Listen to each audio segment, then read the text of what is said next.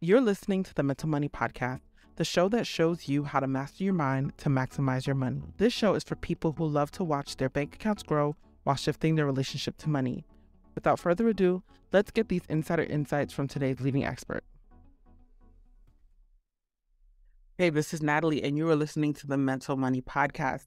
For those of you who are here for the first time, thank you for joining us. And for those of you who have come back to join us, thank you for coming back. I appreciate it. Today, we have with us Mr. Jeremy Delk, and he's going to be not only talking to us about his book, but this episode is just so appropriate and timely for the podcast because this month we've been talking about mindset and kind of gearing our mindset up for the new year, setting realistic expectations. So I think your book, Without a Plan, and just kind of diving into that a little bit today will definitely help us with said plan and how we plan to approach the new year. So Jeremy, thank you for coming on today. No, thanks so much for having me. Excited to be here. Okay, awesome. So Jeremy, let's get really granular, right? Almost remedial, if we will. And let's talk about what a plan is. Like, how should we think about planning, and why is it such a crucial step to our business and trying to move us forward?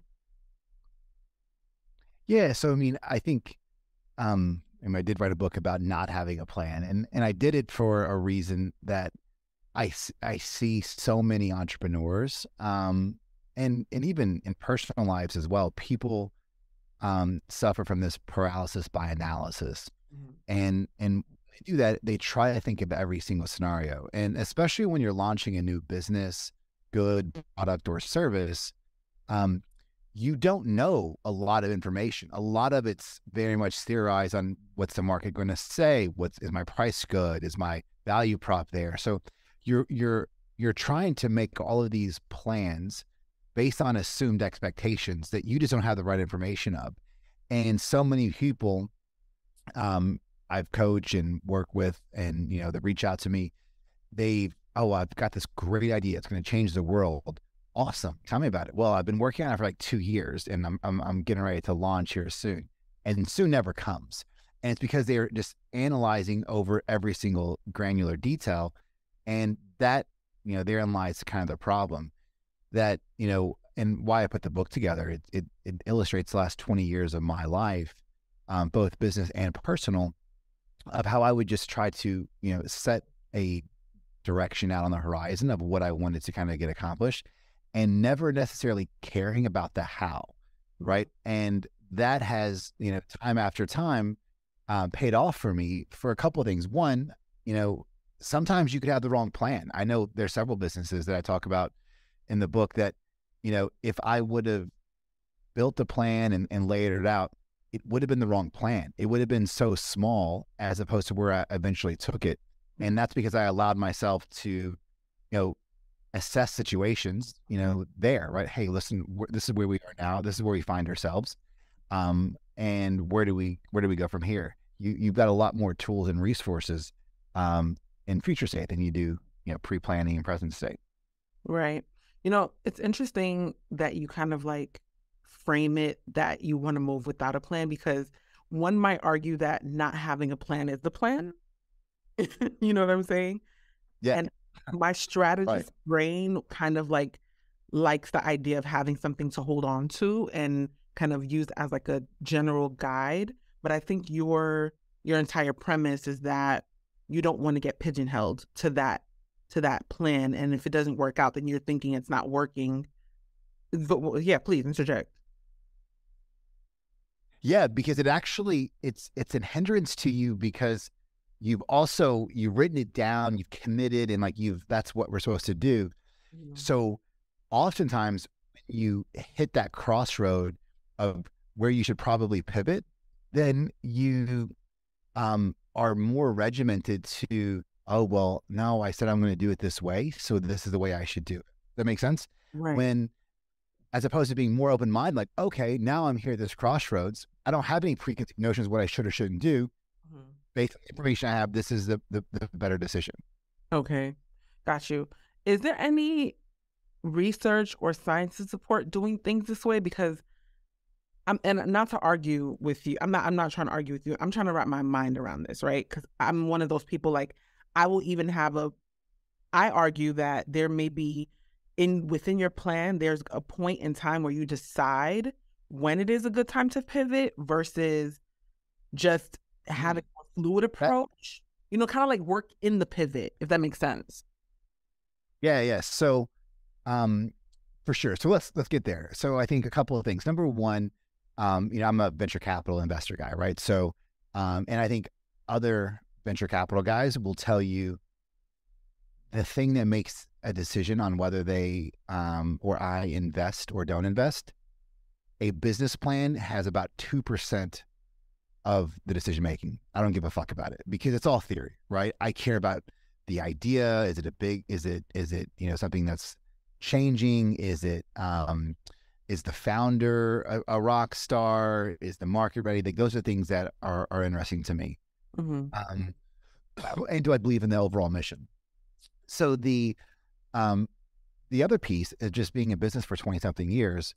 I've got enough experience that nothing ever goes to plan. So why obsess about it, right? Show me who had a business plan for a global pandemic a couple years ago. Fucking no one had that, right?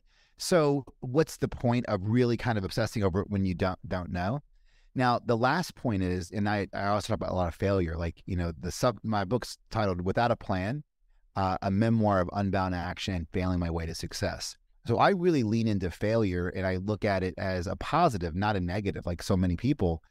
And I set those milestones on me. So like we will try to break a business really early. Like we'll like, hey, I want to go and launch that out. So that's a good question that you asked, because that's also another strategy you should use is define success and failure before you get started. Because oftentimes, and I've had businesses like this that you get emotional about them, and sometimes your baby's ugly, right? And if you don't set that parameter, like, hey, I'm going to launch, I'm going to put $20,000 in this deal, I'm going to give 3 months, and at the end of that, this present, if I sell 1,000 units or more, I'm going to put more money in and kind of go through. Or if I don't, I need to reassess on can I get there? Or if I sell 500 as dismal, I just shelf it and then revisit another day. If you do that early and define, and again, that's just part of the direction. I wouldn't say that's a plan. That's where I'm going. Yeah. That's not me building it, taking the company public, exiting. That's all theory. But it's a direction like, hey, I want to do this for the next 3 months. And that's my tactical component. And then these are the predetermined outcomes of what I think would be good or bad. And make those decisions there, as opposed to waiting that far down where you're like, oh, well, I'll give it 1 more month. I'll give it, like, let me turn ads on a little bit more and boost this and change. Right. No, you're right. You could be doing the wrong thing for a long time, right? According to your quote and unquote plan. Is it safe to say then, for someone who has even a semblance of like where they want to go or some kind of guidance, that maybe the point is to have more confidence in your ability to pivot when it is time? Yeah.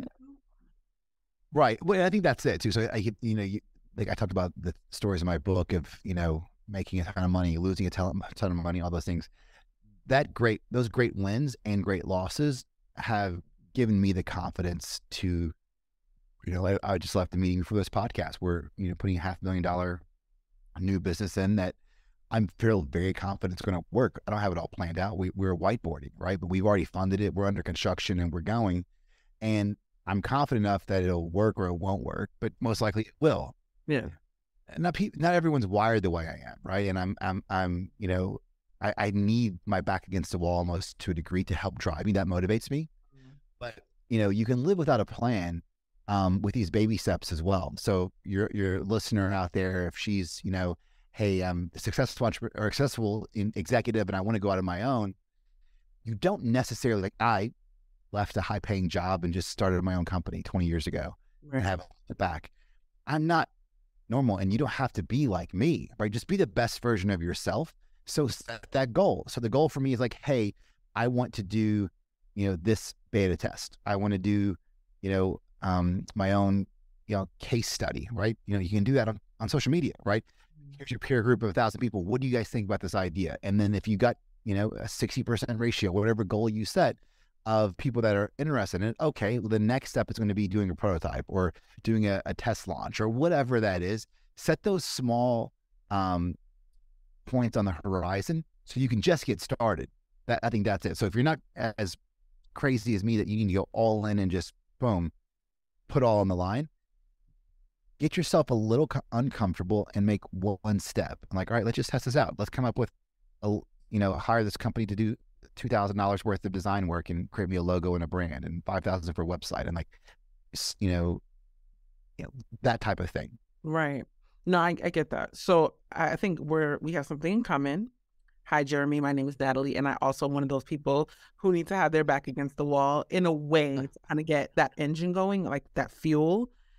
Yeah. However, you're right. A lot of people aren't as risk forward as we are, right? So so for you, what would you say is your kind of like operating system for having that high level of awareness that you are that way and that you need that motivation to move you forward? Because a lot of people don't even know that they need that. Does that make sense? Yeah. So, I mean, I think it's just like anything else, right? And you can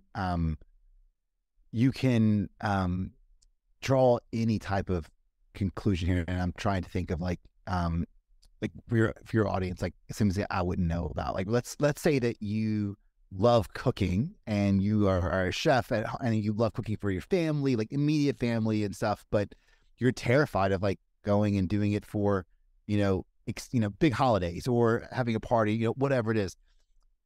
Think about that. And I'm guaranteed some people have had that piece. It's never, all right, I'm going to throw an event for 100 people at my house and like, it's going to be great. To get to that point, it's, there's a lot of steps in between that and, cooking for your family at home and making a great meal. So it's, all right, it's bringing out friends and family and extending and kind of going from there. So for my piece, I've had so many highs and so many lows that it just built that muscle up. Mm-hmm. So I think that's how I would akin it to you. If you have a job that requires you to manage, right? I'm sure a lot of your audience has, right? They're either managers or executives and they have to go and speak. Right. Public speaking is, I like to do it. Some people hate to do it, but are very good at it because they know that's part of their role. Right. Think about those things that it took you, right? You were petrified of doing and leading a team meeting in a conference room with 4 people. Now you're speaking at a mini conference or in front of a team of 40 or 50 people. Think about how you got there. And most often it's not by jumping completely in, it's by those baby steps there, that one little step forward has given you the confidence to take another step forward, another step forward. So think about that, because I guarantee someone that's listening, every person that's listening has some level of component of like, I do this now, which surprises me because I never thought I would ever do it. And the way you're doing it now is not often just by leaping in. It's baby steps that you're going through. So if you're thinking about going on your own, what's that baby step that's you have to be honest with yourself, it's going to push you out, make you a little uncomfortable. But that's okay. Then oh, wow. And then you can look around and you're like, oh, fuck, I'm still here. Wasn't so bad. And then now you got the confidence to go the next step and the next step. And then eventually add time and pressure and steps, and you'll be amazed at what you could accomplish. Right. So from what I'm hearing you say so far, it sounds like not only does the confidence come from just kind of moving forward, almost blind faith in a way, and then the self-awareness kind of comes and those muscles build at the same time. Like it's all a function of just moving forward. Exactly. Yeah. It's action over planning every time. Mm-hmm. And then because why we don't do things has nothing to do with the plan, right? It has nothing to do with it.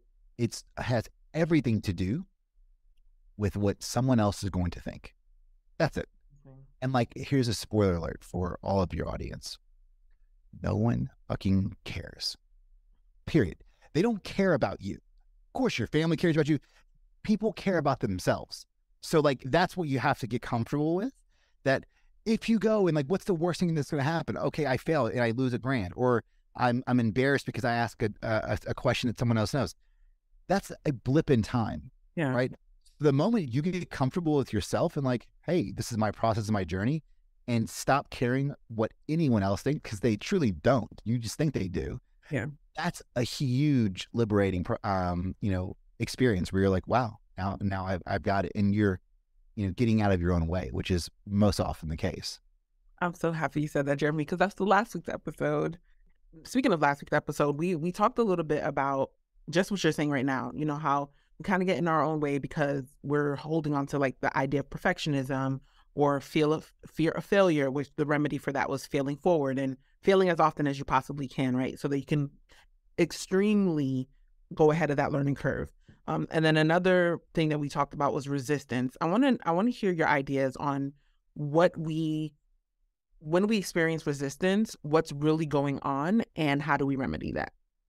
So like in resistance in what way? Like, So I have a theory. Okay, so good question. So I have a theory that resistance is a function of like this mechanism that wants to an internal mechanism that kind of wants to keep us safe and wants to keep us in our comfort zone.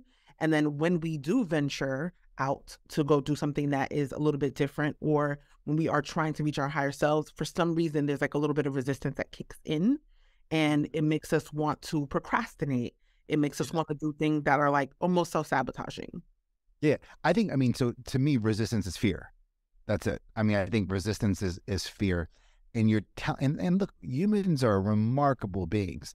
Like we can tell ourselves, and I curse, and I apologize for cursing. I'm about to curse, but like we can tell ourselves all kinds of shit, and we believe it, right? Because it's so much easier to believe it. Think about childhood trauma, whatever. We tell ourselves these own inner monologues, narratives to make ourselves feel better, right? So often at the time. And I think you just have to call BS on yourself, right? I think that's the way to do it. So let's really go through. I'm resistant, or I've got fear of fill in the blank. What is it, right? And I think if you can go through and first accept that like no one else is really going to care, right? And like you're going to be very like you that's part of your process. And most great successes are off the back of some big failure, right? Almost every time. Yeah. Once you get comfortable with that, you can really, start analyzing it that, okay, let's throw the emotional piece out. Someone's going to care, whatever. Then break it down to what your risk factor is. It's like maybe putting $1,000 to get a logo design, you don't have that money. So that maybe isn't the logical step, because then play it out. Let's say it doesn't work.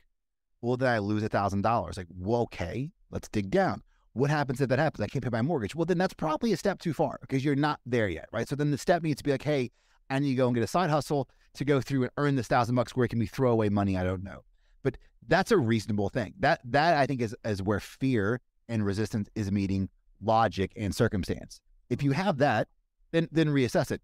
But if it's solely this tangential, emotional theory that you're telling yourself, you're just fucking lying. Just like that doesn't matter. If there's not an actual outcome like that, does that make sense? Yeah, no, it does. And I'm kind of happy you said that because I was afraid that when we were speaking about our forward movement towards risk, that people would think that we just throw caution to the wind. I'm sure it's calculated.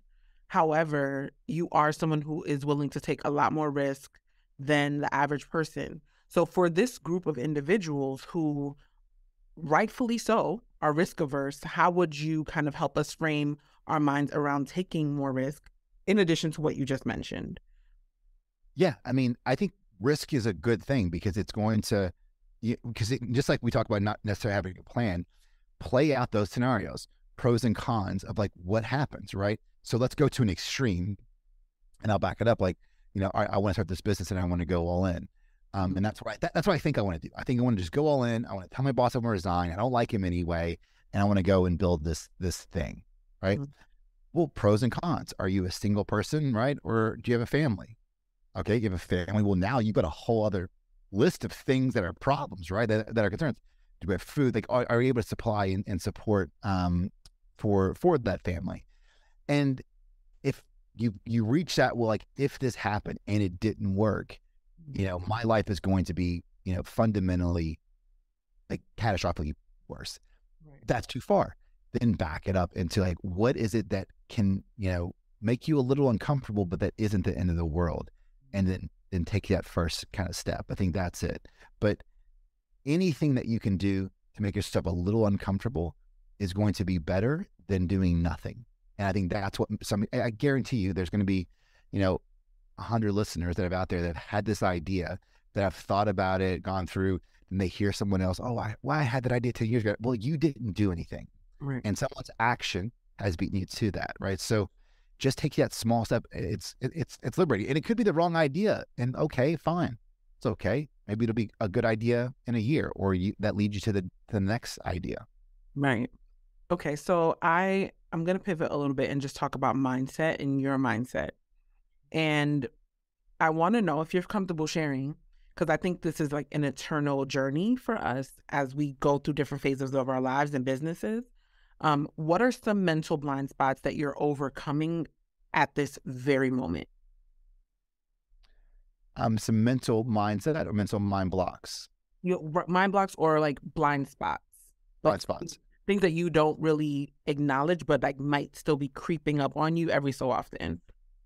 That's a good question. I mean, I think I've seen a lot of blind spots. Like I've had like blinders on for a big part of my life.